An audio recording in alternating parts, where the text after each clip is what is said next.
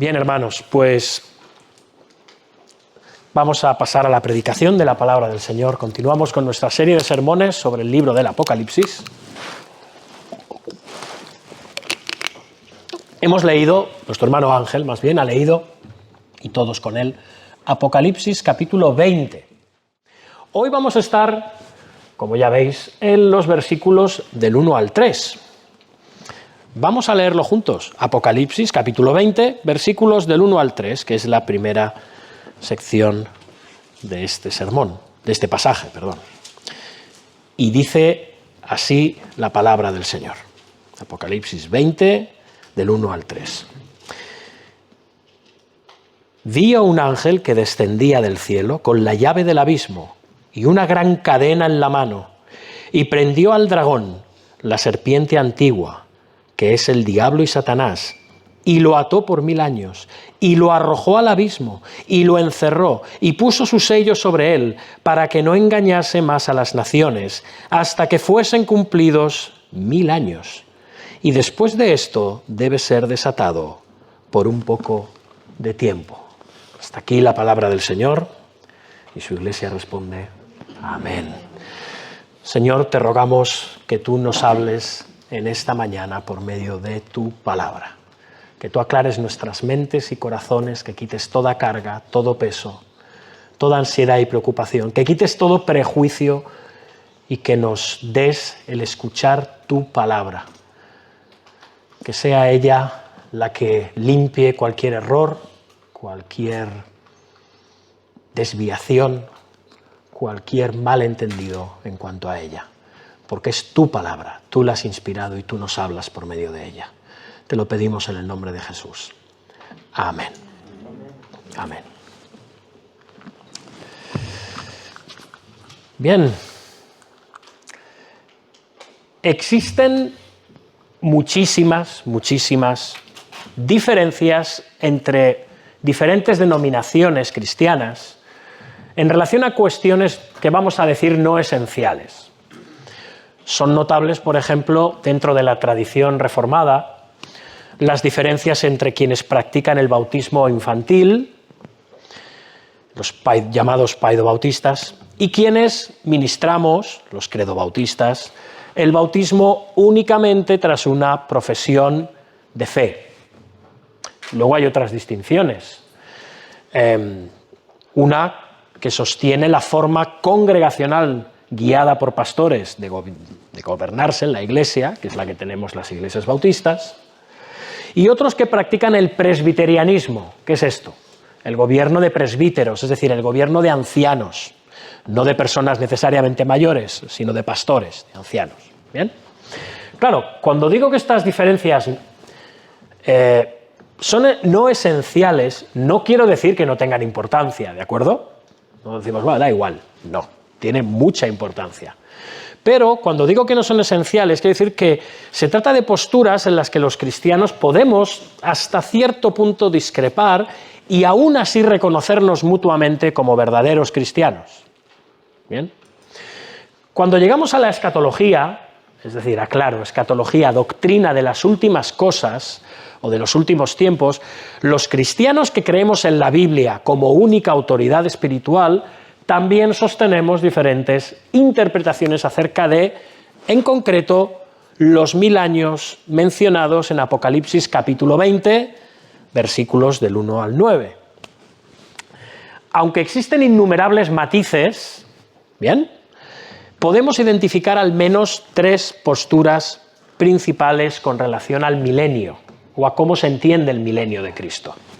Está primeramente la postura, para los que estáis tomando notas, y quiero deciros que igual va a ser uno de estos sermones hoy de los cuales necesito todas vuestras neuronas. Bien, espero que no me acabe deslizando en un sermón que parezca más bien un estudio bíblico, pero creo que va a ser inevitable que de alguna manera, en algunos aspectos, parezca una clase, aunque trataré de que no sea así. Esto es un sermón, no lo olvidemos. Bien. Hay 3 posturas principales con relación al milenio. Primero, la postura premilenial, es decir, decimos que es premilenial. Esta postura sostiene que la venida del Señor es anterior al milenio. Primero viene Cristo y luego viene el milenio, ¿de acuerdo? Eso de ahí viene premilenio, premilenial. Existen dos versiones de premilenialismo, atención, ya vamos complicando las cosas. Dos. Está el premilenialismo histórico, que viene desde tiempos prácticamente de los padres de la Iglesia, ¿bien? Acompaña a la Iglesia desde hace aproximadamente 1800, 1900 años, ¿bien? El premilenialismo histórico afirma que los cristianos resucitados disfrutarán de 1000 años literales de dicha terrenal después del regreso de Cristo. ¿Bien? Luego está el premilenialismo dispensacionalista, y aquí sí que quiero hacer un matiz diciendo que tengáis muchísimo cuidado. Esto es un caballo de Troya insertado en las iglesias evangélicas desde el siglo XIX, ajeno a prácticamente 2000 años de historia de la Iglesia, y que ha generado y sigue generando muchísimos problemas en las iglesias. Es más, aunque sea triste decirlo, es posiblemente la postura mayoritaria en las iglesias evangélicas, aunque no es la postura histórica. Ahí lo dejamos, ¿bien? Ahora, el premilenialismo dispensacional o dispensacionalista sostiene que un Estado político judío reinará con el Mesías durante 1000 años desde Jerusalén. Por cierto, 1000 años literales, y que gobernarán sobre el mundo desde Jerusalén. Porque el dispensacionalismo entiende que hay dos pueblos, Israel por un lado y la Iglesia por el otro, cosa que no hallamos en las Escrituras en ningún lugar. Ahí lo dejamos, este es otro tema. Luego hay otra segunda postura, hemos hablado del premilenialismo, los que creen que la venida del Señor es antes de 1000 años literales aquí en la tierra, un milenio literal. Luego viene el postmilenialismo, obviamente, como su nombre indica, la venida del Señor viene cuando después, es posterior al milenio, ¿bien?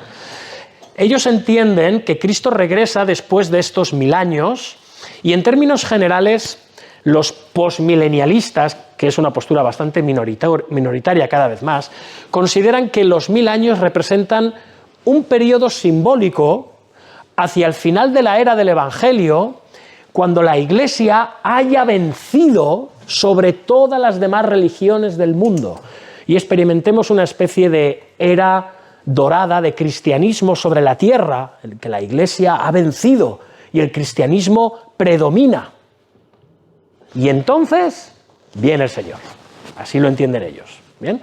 Y por supuesto, este crecimiento es por medio de la acción militante de la Iglesia a nivel de la que veíamos un poco en la escuela bíblica, la evangelización, el tratar de cambiar el mundo desde sus estructuras sociales, el ser un referente en la política, en la cultura, en la sociedad, ¿sí? La Iglesia consigue eso, y eso es una especie de tiempo simbólico de 1000 años, una era dorada, antes de la venida de Cristo. ¿De acuerdo? Esto es lo que entienden los postmilenialistas. La tercera postura, que es la de nuestra Iglesia, la de los miembros de nuestra Iglesia, la de nuestra confesión de fe, nuestro distintivo, es la amilenial, llamada amilenialismo. ¿Bien? Digo que es la de los miembros de nuestra Iglesia, o si personalmente hay alguna duda, alguna diferencia, alguna divergencia, no se va en contra de esta doctrina, porque es la de nuestra Iglesia. ¿Sí? Si alguien busca una iglesia con una doctrina premilenial, se va a sentir más cómodo en ella, o postmilenial, pues evidentemente puede irse a esa iglesia, ¿no? Si para él es insufrible estar bajo un marco amilenial, ¿no? Creo que no es el caso, gracias a Dios, ¿eh? La tercera postura es el amilenialismo, la nuestra. Aunque este nombre significa literalmente sin milenio, en realidad es un mal nombre, porque los amilenialistas no negamos el milenio, ¿de acuerdo? Lo que sostenemos es que los 1000 años son una manera simbólica de referirse a la era presente, comprendida entre la ascensión y el regreso glorioso de Cristo. El tiempo que hay entre que el Señor ascendió a los cielos y hasta la segunda venida del Señor. Toda esa era del Evangelio, toda esa era de la Iglesia en la que estamos ahora, es lo que la Biblia en Apocalipsis llama simbólicamente el milenio. Estamos en el reino inaugurado, pero no consumado. Estamos en el ya, pero todavía no. ¿Bien? Es importante, hermanos, señalar que estas diferencias en torno al milenio nunca deberían justificar divisiones profundas entre verdaderos hijos de Dios. Levantar muros demasiado altos para tratarnos con otros cristianos que tengan posturas diferentes a la de esta iglesia y viceversa, que otras iglesias no tengan trato con nosotros por la postura que nosotros sostenemos. ¿Bien? Porque todos al final, hermanos, esperamos una misma cosa, el regreso de Cristo. Todos. Y que se instaure definitivamente su reino eterno.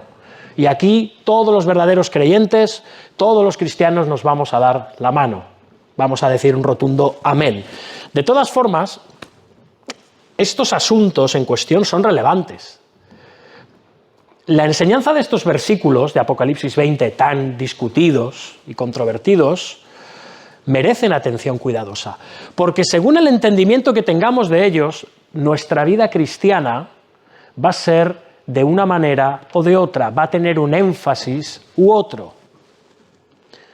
No es lo mismo pensar que ya estamos en el milenio, en la era del Evangelio, que pensar que esto es algo que tiene que venir. No es lo mismo pensar que los que vivirán en ese milenio, aunque sea supuestamente un milenio futuro, que está por venir, y literal, serán verdaderos cristianos e hijos de Dios, a creer que los que vivirán en ese milenio serán solamente judíos, israelitas. Hay una diferencia, ¿no? Cambia mucho la forma en la que afrontamos nuestra vida, nuestras perspectivas. Estamos todos de acuerdo en ello, creo. De hecho, el apóstol Pedro dice que de alguna forma incentiva nuestra santidad, la esperanza que tenemos. Así que sí, no vamos a decir que deberían de generar grandes divisiones entre verdaderos hijos de Dios, pero es muy importante el enfoque que tenemos al respecto. ¿Bien? Por lo tanto, para prestar atención sin perder de vista la importancia práctica de este pasaje, voy a abordar, como os he dicho antes, este capítulo en 4 sermones. Primero, hoy vamos a ver Apocalipsis 20 del 1 al 3, que nos habla de la atadura de Satanás por 1000 años. Esto es lo que vemos en estos 3 primeros versículos que hemos leído. Después, hablaremos del reinado de los santos con Cristo, que son los versículos del 4 al 6. Después hablaremos de la gran batalla de Gog y Magog, que son los versículos que van del 7 al 10. Y después hablaremos del juicio del gran trono blanco, que son los versículos del 11 al 15.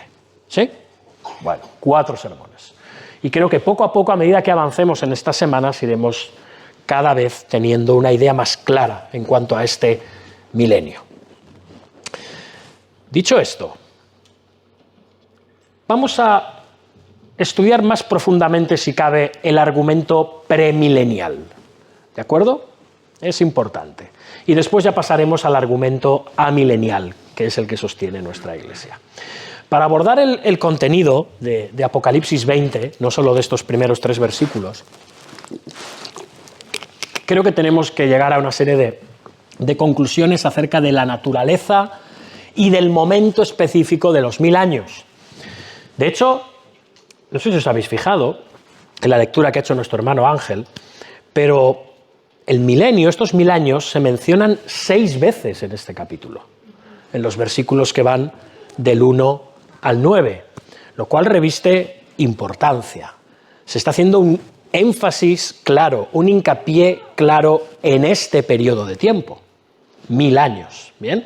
Dado que el premilenialismo ha sido, como os he dicho antes, en las últimas décadas, y especialmente el premilenialismo dispensacional, la postura evangélica más extendida, creo que es bueno que primero entendamos muy bien qué creen los premilenialistas y cómo nosotros, los amilenialistas, damos una respuesta a eso.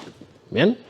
Ojo, hermanos, una respuesta calmada, ilustrada, llena de gracia y de misericordia. Sin desprecios, sin burlas y sin ataques injustificados. Bien. Porque tiene sus razones. Apocalipsis 20, fijaos, comienza con Juan viendo a un ángel que desciende del cielo, versículos 1 y 2, con la llave del abismo y una gran cadena en la mano, y prendió al dragón, la serpiente antigua, que es el diablo y Satanás, y lo ató por 1000 años. La interpretación premilenial a estos versículos sostiene que Satanás es atado por 1000 años literales después de que Cristo venga. Cristo viene, envía un ángel, y este ángel prende a Satanás, lo ata. Por tanto, el regreso de Cristo, como hemos dicho antes, es premilenial con Satanás. Una vez atado, aprisionado, empezaría el milenio. Los premilenialistas presentan 3 argumentos principales a favor de su postura. Luego hay otros argumentos que ya vienen de los versículos 4 y 9, pero bueno, centrándonos en estos primeros 3 versículos. Lo primero que presentan es que hay relación entre el capítulo 19 y el 20, entre la naturaleza de la atadura de Satanás y la cuestión de si el número 1000 debe entenderse de manera literal o simbólica. Estos temas son buenos temas a plantear y ellos los plantean, claro. De nuevo, según la postura premilenial, los capítulos 17 al 20 de Apocalipsis siguen una progresión cronológica. ¿Se entiende esto de progresión cronológica? Tiene que ver con acontecimientos que se suceden en el tiempo. Y digamos que Apocalipsis 20 ya es la culminación cronológica en orden en el tiempo, en orden en la historia, de lo que empezó en el capítulo 17. ¿Me estoy yendo muy arriba o todos de momento vamos siguiendo el tema? Menos mal. De este modo, capítulo 17, ¿os acordáis? Primero la gran ramera, ¿os acordáis? Babilonia es juzgada, destruida, luego capítulo 18, 17, 18.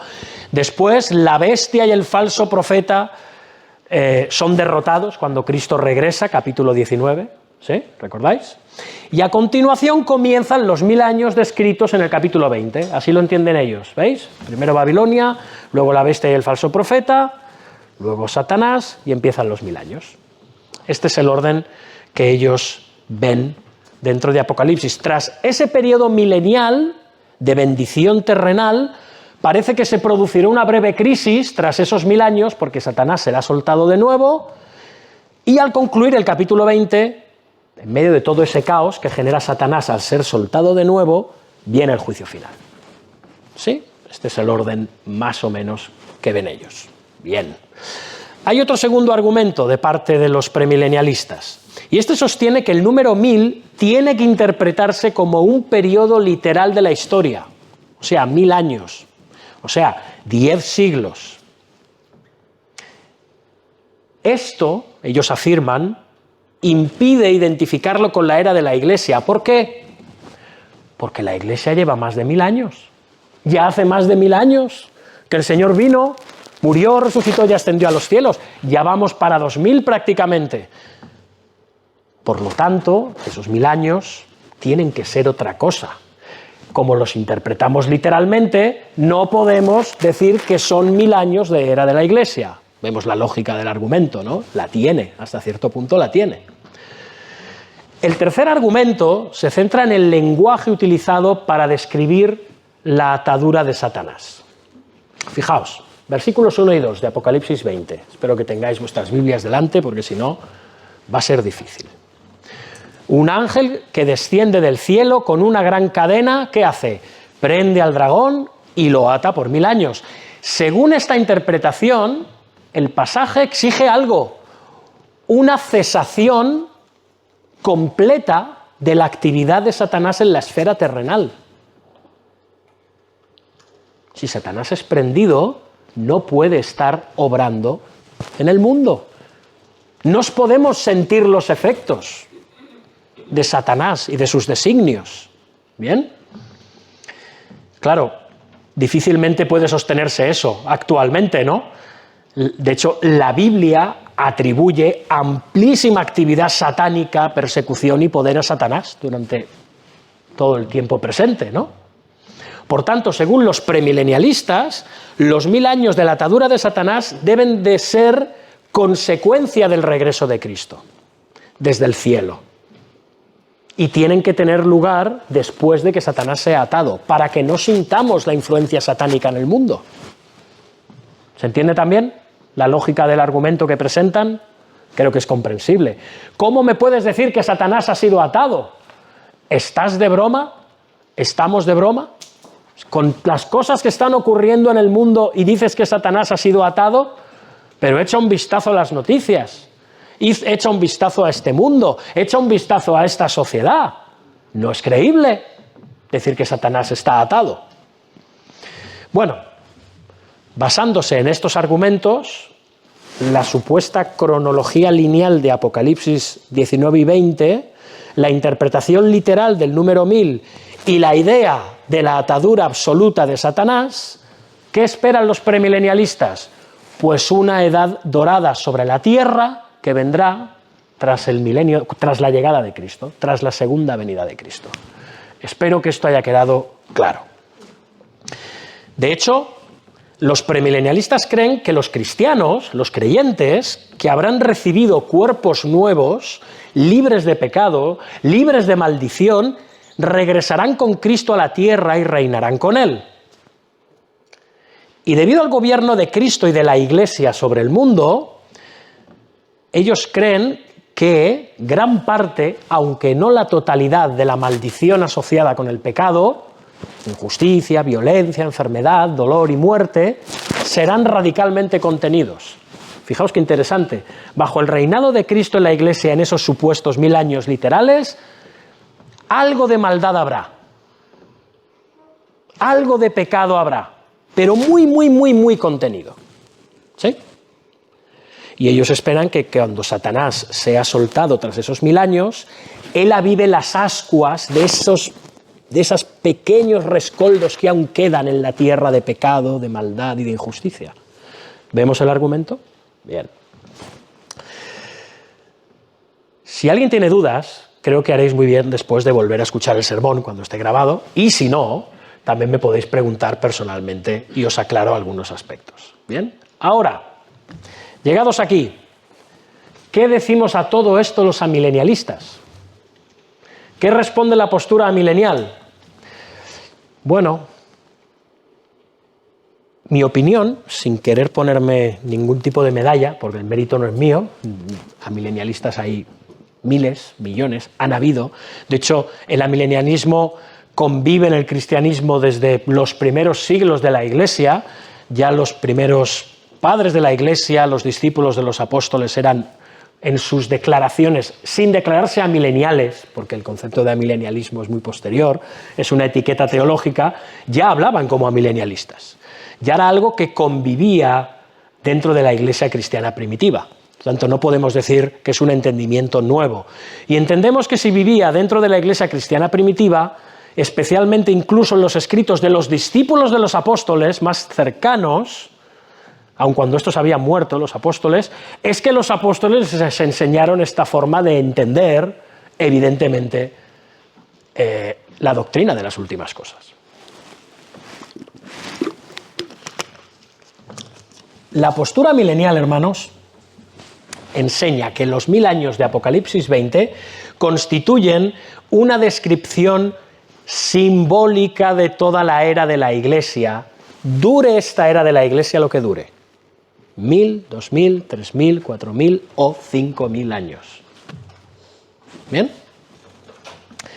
Los amilenialistas negamos que Apocalipsis 20 deba entenderse como una continuación cronológica del capítulo 19. Más bien consideramos estas visiones de Apocalipsis 20 como una recapitulación de la historia de la oposición espiritual contra Cristo. Es una especie de resumen de todo lo que hemos visto antes de la última visión de Apocalipsis, que tiene que ver con la Nueva Jerusalén, con la ciudad de Dios, y que vendrá a partir del capítulo 21. Bien, es una recapitulación, es un resumen de la historia de la oposición espiritual contra Cristo. Hermanos, Apocalipsis 19, que acabamos de ver recientemente en los sermones anteriores, muestra el juicio de los enemigos de Dios que ya habían sido introducidos antes en los capítulos 12 al 14. En orden inverso de aparición, primero se presenta la gran ramera, Babilonia, cuyo juicio tiene lugar para dar paso a las bodas del Cordero, que acontecen en el regreso de Cristo. Esto es en el capítulo 19, versículos del 6 al 10. Después se resume la trayectoria de la bestia y del falso profeta, que son destruidos por Jesús cuando Él vuelve montado en su caballo blanco. ¿Recordáis? Apocalipsis 19, versículos del 11 al 21. Y en este punto aún queda un enemigo por derrotar: el dragón, Satanás. El capítulo 20 revela su derrota y su juicio final en la venida de Jesús. Por tanto, estas visiones no se suceden cronológicamente, sino temáticamente. Están hablando de un mismo evento, en la venida del Señor, pero está hablando separadamente del destino de cada uno de los enemigos de Dios. La gran ramera, hemos dicho, la bestia y el falso profeta, y en última instancia, Satanás, el diablo. De hecho, el texto contiene abundantes indicios de que estas visiones describen el mismo periodo histórico y no periodos sucesivos cronológicos. Por ejemplo, respiremos. Apocalipsis 19:15 habla de las naciones, que son heridas por la vara de Cristo, ¿recordáis? Y que son sometidas y enviadas en el lagar de la ira de Dios, ¿recordáis? Ahí son enviadas las naciones. Ahora, si Apocalipsis 20 sucediera cronológicamente a este acontecimiento, el que las naciones sean aplastadas por la ira de Dios, es muy difícil explicar cómo estas naciones siguen existiendo cuando Apocalipsis 23 afirma que ya no serán engañadas. Si ya han sido destruidas, ¿cómo puede ser que ahora se diga que no pueden ser engañadas? Es un contrasentido. Parece que las naciones aún existen, ¿no? Y cuando en Apocalipsis 28, si lo tenéis delante de vosotros, el versículo 8 dice que además son reunidas para la batalla final.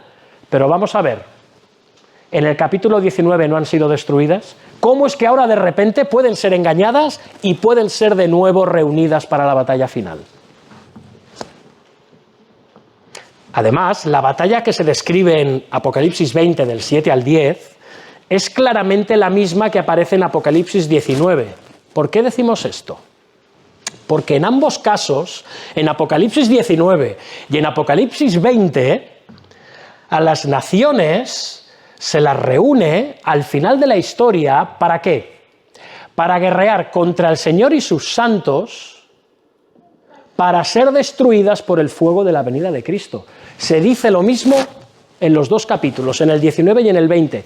Es muy significativo porque en ambos pasajes, en ambas escenas, la de Apocalipsis 19 y la de Apocalipsis 20, se recurre al mismo pasaje del Antiguo Testamento para describir esta batalla, Ezequiel 39, donde el profeta anuncia la ruina de los ejércitos de Gog de Magog y convoca a las aves carroñeras para que devoren su carne. ¿Recordáis? Ezequiel 39 y Apocalipsis 19 hablaba de esas aves que eran reunidas para comer la carne de los reyes y de los grandes y de los pequeños. Sin embargo, en Ezequiel 39 del 1 al 6 y en Apocalipsis 28 se habla de las fuerzas de Gog de Magog. O sea, que es el mismo evento, porque está utilizando el mismo referente del Antiguo Testamento para hablar de un mismo evento. Y ahora es cuando alguno dice necesito un café.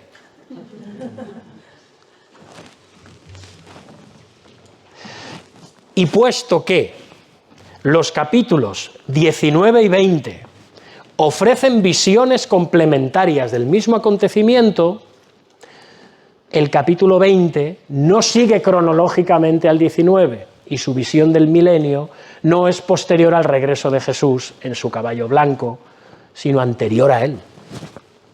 En segundo lugar, debemos preguntarnos si los 1000 años de Apocalipsis 20 deben entenderse literalmente, como 1000 años reales. Hermanos, a lo largo de todo el libro de Apocalipsis, ¿qué es lo que hemos estado viendo en estos últimos años? ¿Cómo interpretamos este libro? Simbólicamente. Llevamos 2 años interpretando este libro simbólicamente. Cuidado, cuando decimos simbólicamente, no quiere decir que hable de cosas que no existen. Utiliza símbolos para hablar de realidades, la mayoría de las veces realidades espirituales, pero realidades, ¿de acuerdo? No es poesía, habla de realidades que no vemos, de realidades más allá de nuestra comprensión física. Recordáis que hemos dicho muchas veces que Apocalipsis es como si se nos revelara la historia de la humanidad desde la perspectiva ¿de dónde? Del cielo, ¿sí? No lo olvidemos. De nuevo, Apocalipsis utiliza infinidad de símbolos. Por lo tanto, no entendemos la mayoría o la práctica totalidad de ellos de forma literal. Esto es cierto respecto a los números. El 7, el 10, el 1000, igual que los elementos decorativos del libro. Por ejemplo, en este pasaje, la cadena del ángel. O la imagen de Satanás como un dragón, con 7 cabezas y 7 colas. Hermanos, Satanás es un espíritu angélico muy poderoso que no puede ser contenido por una cadena. ¿O de verdad pensamos que puede ser contenido por una cadena? Por lo tanto, ¿de qué estamos hablando? De imágenes, de símbolos que nos transmiten realidades espirituales. Si tanto la cadena como Satanás, representado por un dragón rojo, son claramente simbólicas, son imágenes simbólicas, carece de sentido exigir que el número 1000 también sea literal. Dentro del mismo pasaje, además. ¿Vemos la incoherencia? ¿Cómo decidimos que una cosa, es que esto es literal, pero esto es simbólico? Es que esto es espiritual, pero esto es... Es un libro que nos habla con imágenes y símbolos de realidades. Por lo tanto, el significado simbólico del número 1000 tampoco nos es difícil de discernir.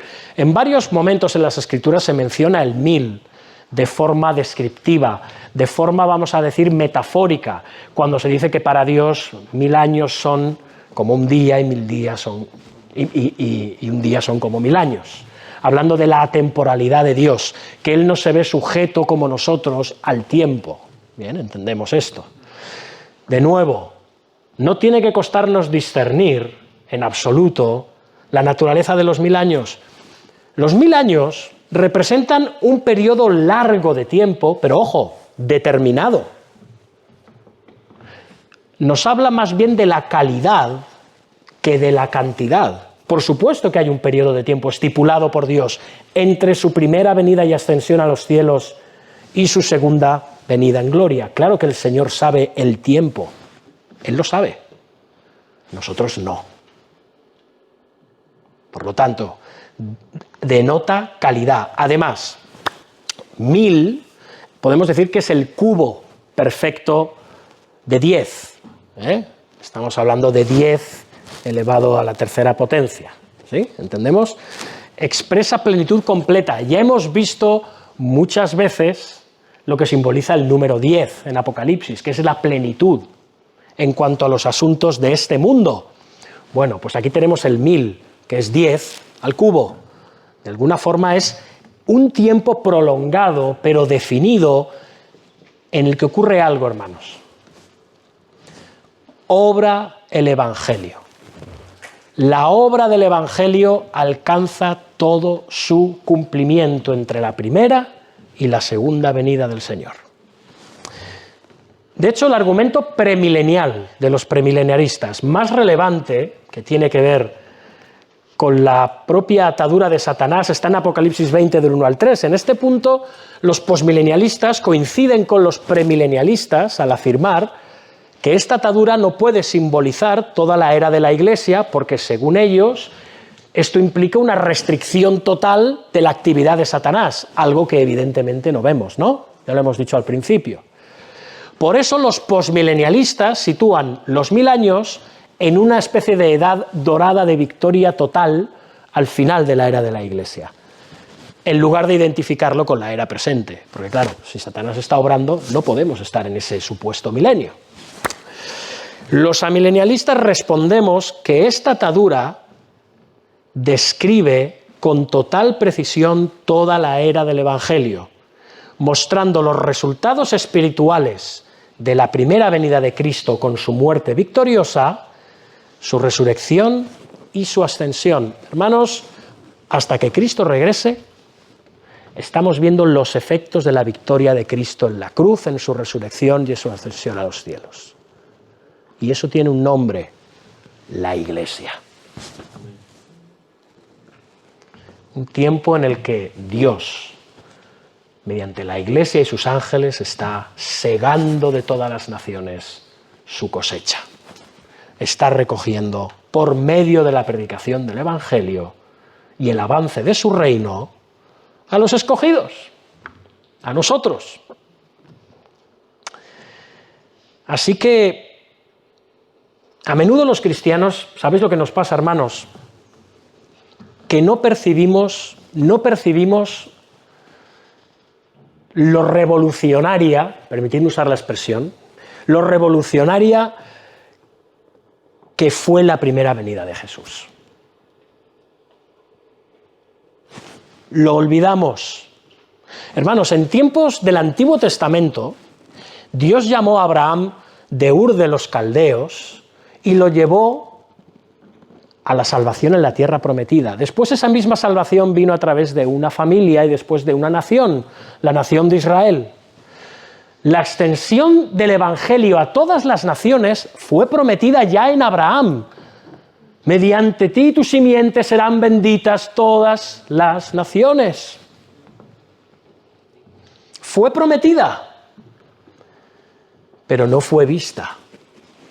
Esta salvación no comenzó antes de la primera venida de Cristo. Hablo de la salvación a todas las naciones. Todas las naciones, salvo Israel, y cuando Israel fue fiel, estamos leyendo el libro de Jueces, estudiando Jueces, todas las naciones, excepto Israel, estaban sumidas en la oscuridad bajo el dominio de Satanás. Todas. ¿Habéis pensado esto alguna vez? Imaginaos en el planeta Tierra. Y ahora focalizad, hermanos, la tierra prometida tiene una extensión que no es ni la de la provincia de Barcelona. Es el único foco de salvación en el mundo antes de la venida del Señor. ¡Qué llamativo! De hecho,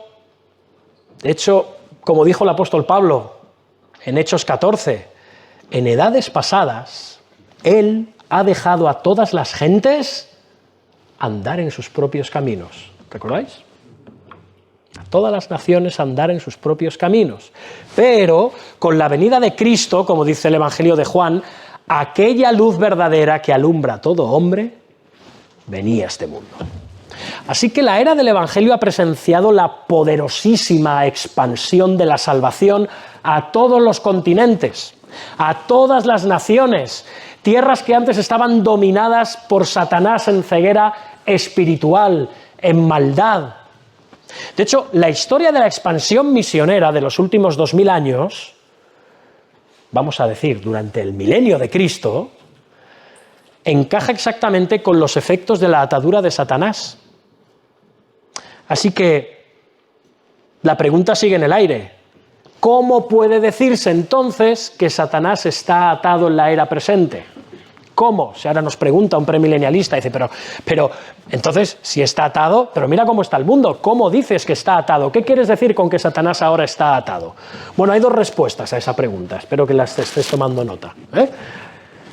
La primera es que Apocalipsis 23 especifica el efecto concreto de esa atadura. Ya nos dice el pasaje para qué fue atado. ¿Para qué? Para que no engañase más a las naciones. Nos lo está diciendo, para que no engañase más a las naciones. El texto no afirma que Satanás esté atado en todos los sentidos. No afirma que se halle físicamente encadenado en una celda, sino que está restringido de una manera específica. ¿Cuál? Ya no puede impedir que las naciones más allá de Israel crean en Jesús. No puede. La segunda respuesta es que esta visión utiliza el mismo lenguaje que otros pasajes del Nuevo Testamento. Igual no caemos así a primera vista, pero usa el mismo lenguaje que otros pasajes del Nuevo Testamento para describir la derrota de Satanás en la primera venida de Cristo. En Mateo capítulo 12, versículo 29, Jesús habló en términos semejantes a los de Apocalipsis 20. Dice, ¿cómo puede alguno entrar en la casa del hombre fuerte y saquear sus bienes si primero no le ata? Entonces podrá saquear su casa. El verbo atar que utiliza Jesús es el mismo que aparece en Apocalipsis 20, el verbo griego deo, para atar. Y el saqueo de la casa de Satanás, evidentemente, alude claramente a la salvación de pecadores por medio del Evangelio. Estamos saqueando la casa de Satanás, hermanos, es lo que estamos haciendo. Le estamos robando a todos los que tiene prisioneros. Somos unos, voy a decirlo feo, somos unos ladrones, ¿eh? Le estamos robando a Satanás a los que están en su poder. En Juan 12:31, al referirse a su muerte inminente, Jesús declaró, atención, ahora es el juicio de este mundo, ahora el príncipe de este mundo será echado fuera. En Lucas 10:18, cuando los 70 regresaron de predicar y de hacer milagros, ¿recordáis? Afirmó el Señor, yo veía a Satanás caer del cielo como un rayo. Esta palabra, hermanos, encaja con la visión de Apocalipsis 12:9, donde se nos dice que fue lanzado fuera el gran dragón, el cual engaña al mundo entero. Y donde los santos, fijaos, ¿por qué vencen? Dice Apocalipsis 12:11 que vencen por medio de la sangre del Cordero y de la palabra del testimonio de ellos. Luego, asimismo, Hebreos, capítulo 2, versículo 14, declara que Cristo participó de carne y sangre, o sea, vino a este mundo y se encarnó, para destruir por medio de la muerte al que tenía el imperio de la muerte. Esto es, al diablo.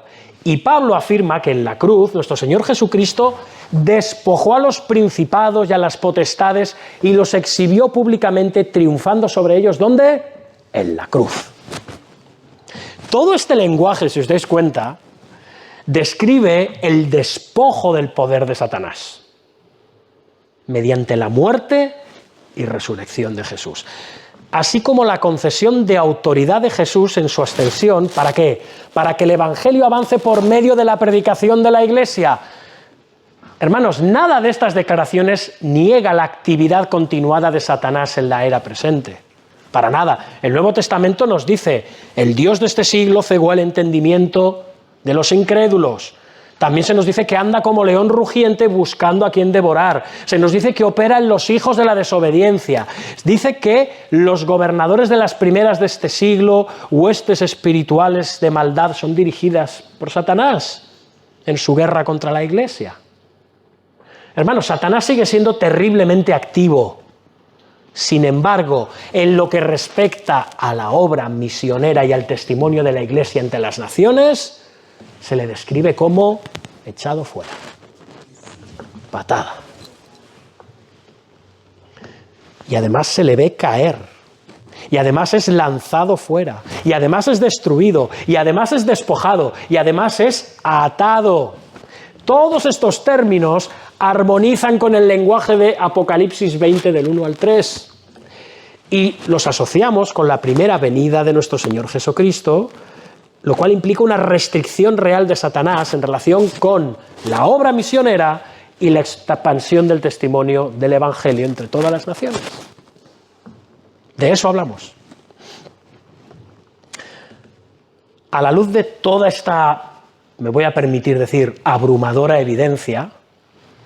Algunos igual vais a necesitar una semana para recuperaros. ¿Quién tiene que hacer el repaso del sermón este jueves? Ánimo.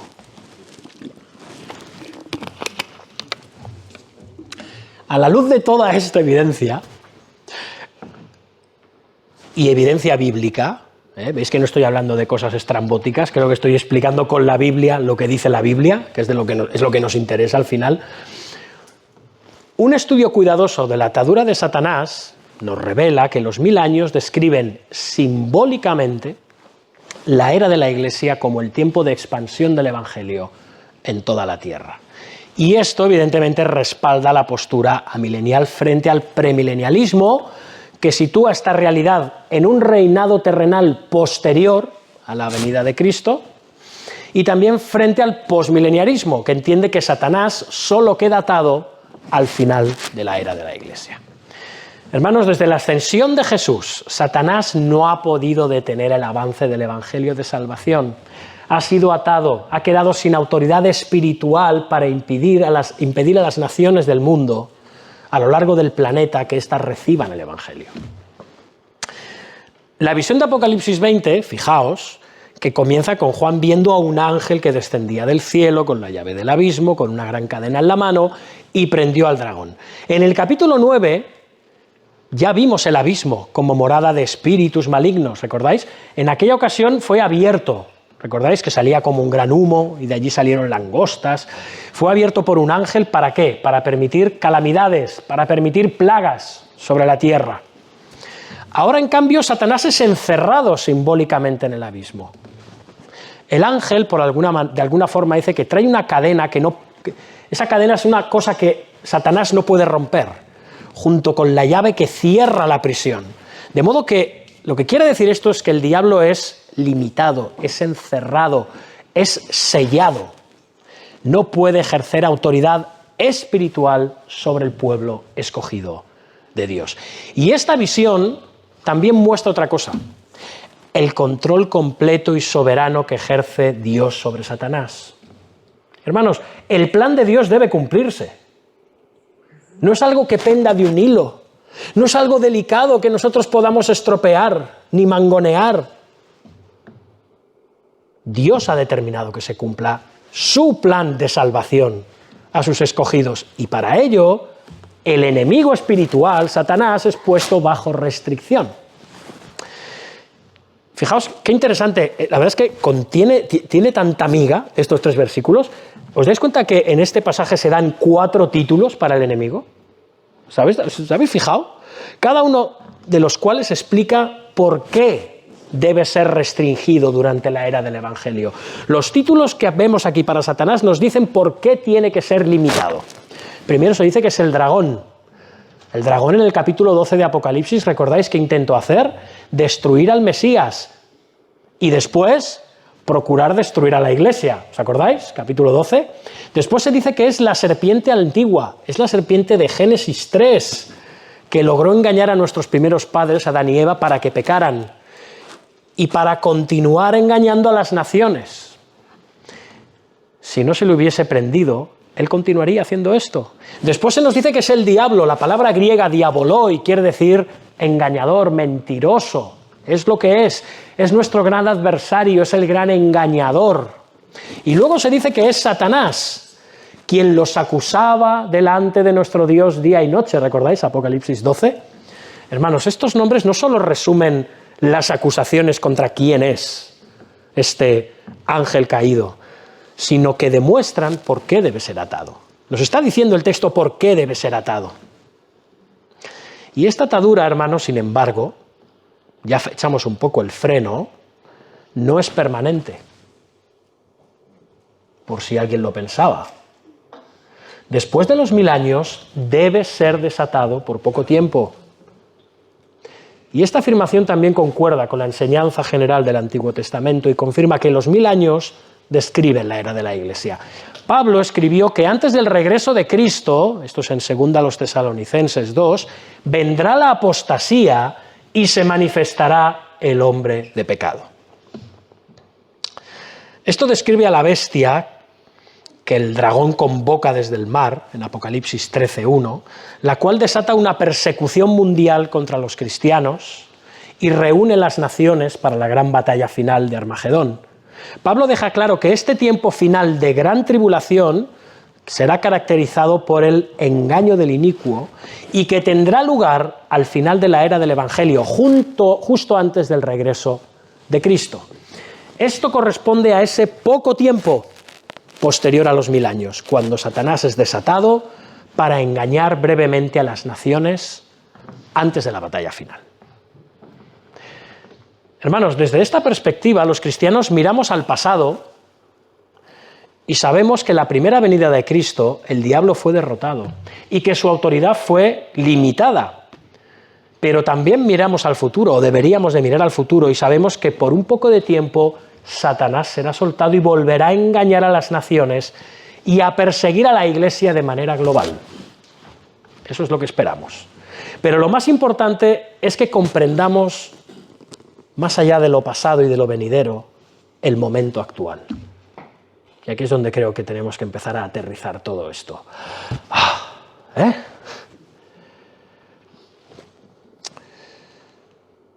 Satanás está atado ¿para qué? Para no engañar más a las naciones hasta que fuesen cumplidos los 1000 años. ¿De acuerdo? De acuerdo. Hermanos, esto define que estamos en medio de una gran ventana de oportunidad que no estará siempre abierta. Tenemos un alto llamamiento como Iglesia de Cristo en el mundo de servir a Cristo, a nuestro Salvador Todopoderoso, que ha vencido y que ha atado a nuestro enemigo terrible, porque la ventana no va a estar siempre abierta. Satanás será soltado y engañará a todos aquellos, aún a los escogidos, dice el Señor, si fuera posible, si fuera posible. No que los destruya, pero sí que los engañe. La pregunta es cómo estás viviendo en este tiempo en que la ventana está abierta y corre aire fresco. ¿Cómo estamos viviendo? ¿De qué manera? Este fue precisamente el énfasis de Jesús al comisionar a sus discípulos antes de ascender a los cielos. Hemos dicho que el milenio empieza en la ascensión del Señor y concluirá ese milenio en su venida desde los cielos. Bien, el Señor, al inaugurar el milenio, nos dijo lo siguiente a todos: toda potestad me es dada en el cielo y en la tierra. Por tanto, tocaos las narices y quedaos en el sofá sin dar golpe.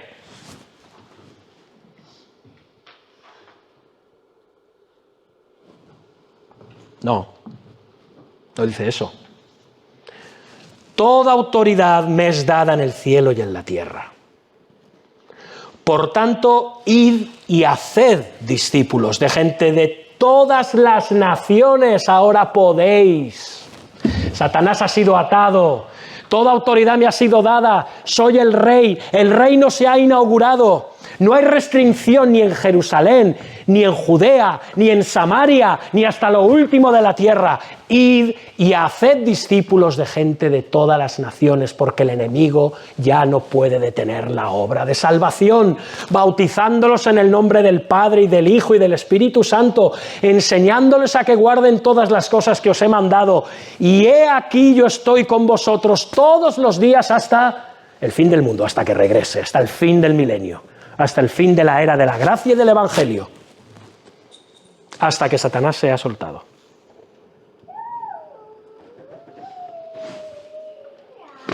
No dijo que nos quedáramos en una silla, ¿no? Viendo Netflix, jugando al FIFA. Hermanos, para los primeros lectores del Apocalipsis, nos acordamos de nuestros pobres hermanos, de las 7 iglesias.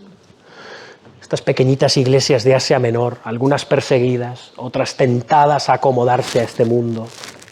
Estas palabras no eran un esquema cronológico de lo que iba a ir pasando para que descifraran el futuro, sino que era una revelación consoladora del presente en el que ya estaban. Vivían bajo el peso del imperio, bajo la presión del culto al César, bajo la amenaza real de persecución, sufrimiento y muerte. Decirles que Satanás estaba ya atado no significaba que el mal hubiera desaparecido. No, ellos ya sabían que no. Sino que el mal no era soberano.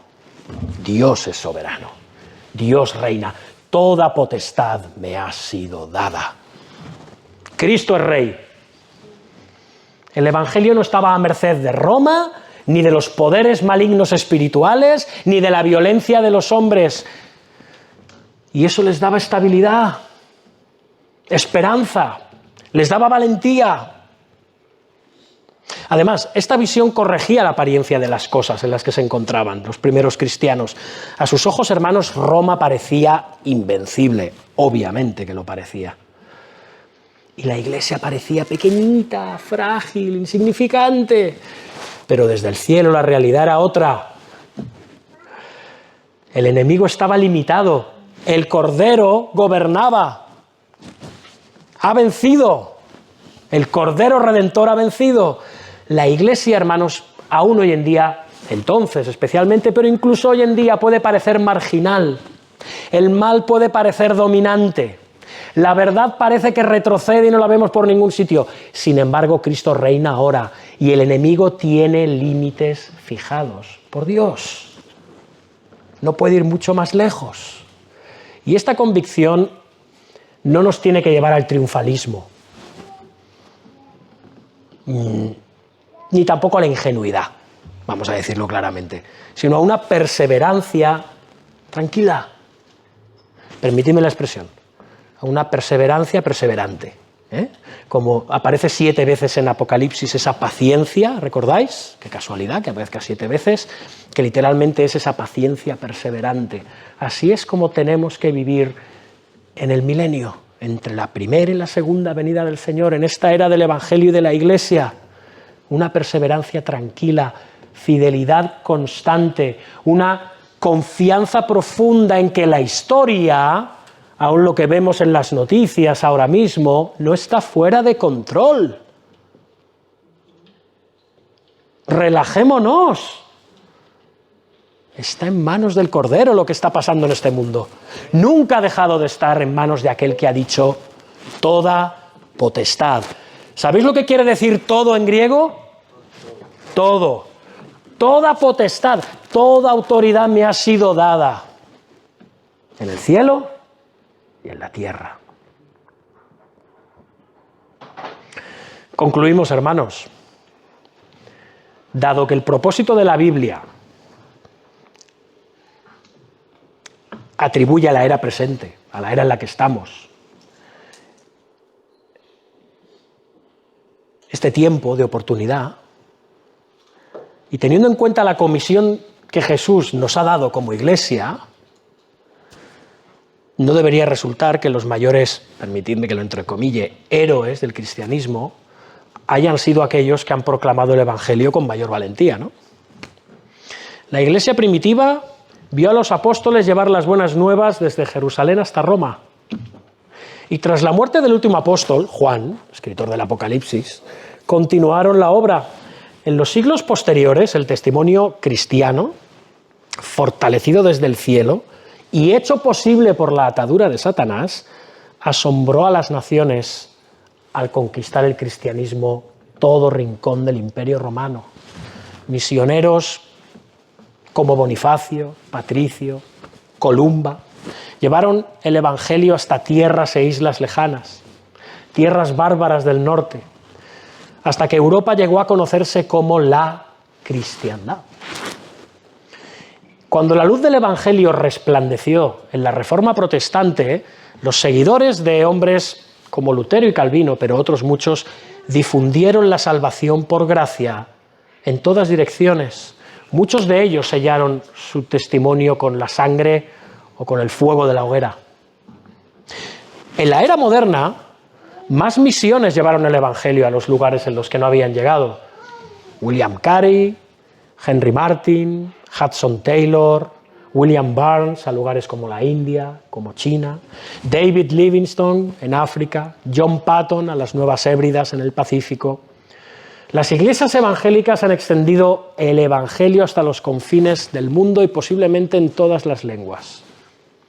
Tenemos a David Brainerd, que predicó el evangelio entre los indios norteamericanos, a Adoniram Judson, que llevó el evangelio a Birmania, Jim Elliot, que proclamó con valor hasta la muerte el evangelio en Ecuador. Hermanos, estos y otros miles de hombres y mujeres anónimos enarbolaron el estandarte de la verdad, el estandarte del evangelio, aprovechando que esta era presente en la que Satanás está atado para no mantener a las naciones en tinieblas espirituales.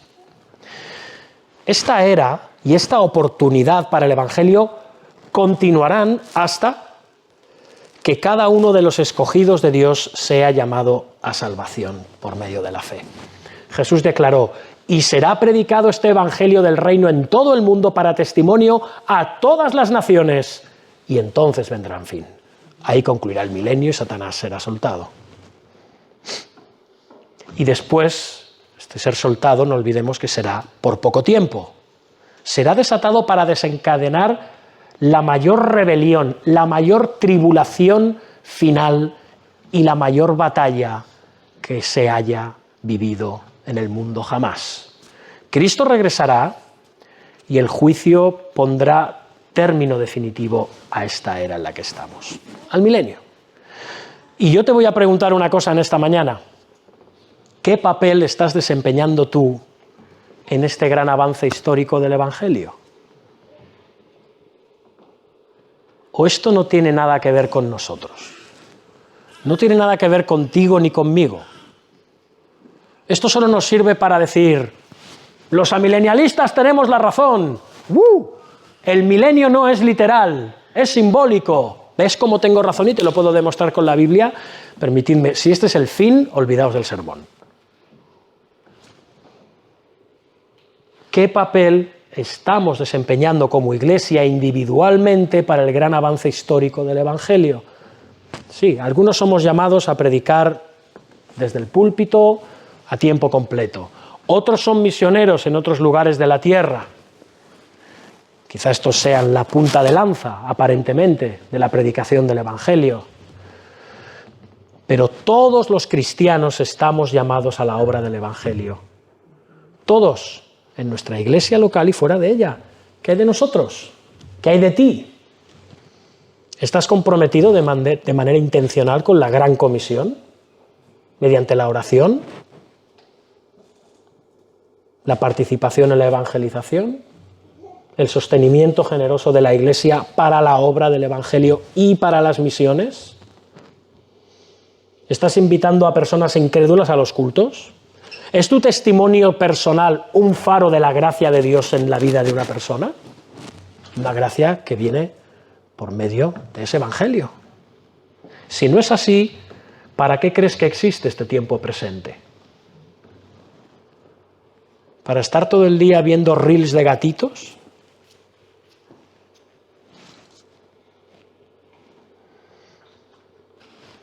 Jesús enseñó que nos ha confiado el evangelio para que le sirvamos en esta vida. Y cuando regrese, que regresará, tendremos el gozo de presentarle el futuro de nuestro trabajo. Tal como narró el propio Señor, resulta inconcebible que un verdadero discípulo de Cristo no tenga nada que mostrar cuando la obra del evangelio concluya en este mundo.